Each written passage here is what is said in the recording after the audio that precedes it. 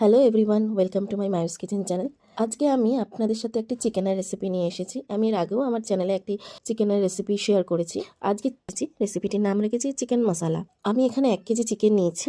1 KG চিকেনের মধ্যে 1 spoon আদা রসুন বাটা, 1 চামচ আমি নুন নিয়েছি, 1 স্পুন হলুদ গুঁড়ো, 1 স্পুন গোলমরিচ গুঁড়ো, বড় চামচের 3 চামচ টক দই নিয়েছি, 1 চামচ কাশ্মীরি পাউডার দিয়ে এবং 2 চামচ আমি সর্ষের তেল ব্যবহার করেছি। দিয়ে ভালো করে ম্যারিনেট করে ঢেকে রাখবো। 30 মিনিটের জন্য আমি এখানে ঢেকে রেখেছি।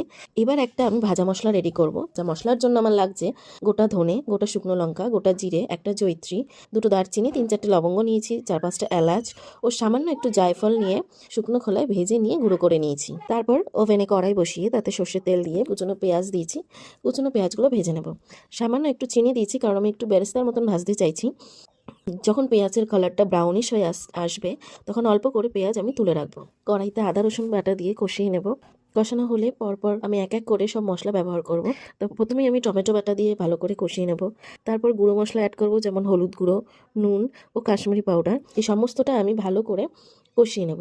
3-4 মিনিট কষানোর পর যখন তেল ছেড়ে আসবে মশলাটা দিয়ে, তখন আমি ম্যারিনেট করা চিকেনটা ওপর দিয়ে দেবো। এবার চিকেনের সাথে মশলাটা ভালো করে মেশাতে হবে। তার জন্য আমাদের একটু সময় নিয়ে ধৈর্য ধরে ভালো করে নাড়তে হবে।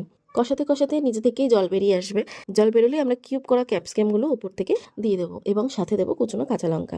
তারপর আবার ভালো করে নাড়িয়ে আমি ঢাকা চাপা দিয়ে রাখবো। আমি এখানে 10 মিনিটের জন্য ঢাকা চাপা দিয়ে রেখেছি। তারপর ঢাকনা সরিয়ে দিয়ে দেবো বেরেস্তা বাটা, যেটা আমি আগে থেকে তুলে রেখেছিলাম পেঁয়াজ ভাজার সময়। বেরেস্তা বাটা দিয়েও একটু নাড়াচাড়া করে যে মশলাটা আমি তৈরি করেছিলাম সেই মশলার উপর দিয়ে দেবো। তারপর সমস্তটা ভালো করে কষতে থাকবো। আবারও ভালো করে সবকিছু মেশানোর পর দিয়ে দেবো আমি প্রয়োজন মতো উষ্ণ গরম জল। উষ্ণ গরম জল দিয়ে আমি আবারও 15 থেকে 20 মিনিটের মতন ঢেকে রাখবো। 15 থেকে 20 মিনিটের পর দেখবো আমাদের অলমোস্ট রেডি হয়ে গেছে চিকেন মশলা। ওপর দিয়ে আমি 1 স্পুন ঘি দিয়ে আমি একদম লো ফ্লেমে 10 মিনিট রেখে দেবো। ব্যাস 10 মিনিটের পর দেখবে আমাদের চিকেন মশলা রেডি। গরম গরম চিকেন মশলা একবার ট্রাই করে দেখো এবং লাইক করতে কিন্তু ভুলো না প্লিজ। এভাবেই সাথে থেকো, পাশে থেকো, যাতে আমার আরো অনেক রেসিপি করার বা তোমাদের সামনে নতুন নতুন রান্না দেওয়ার ইচ্ছেটা আরো বেড়ে যায়। এবং কেমন লাগলো আমাকে কমেন্ট সেকশনে জানিও। টাটা।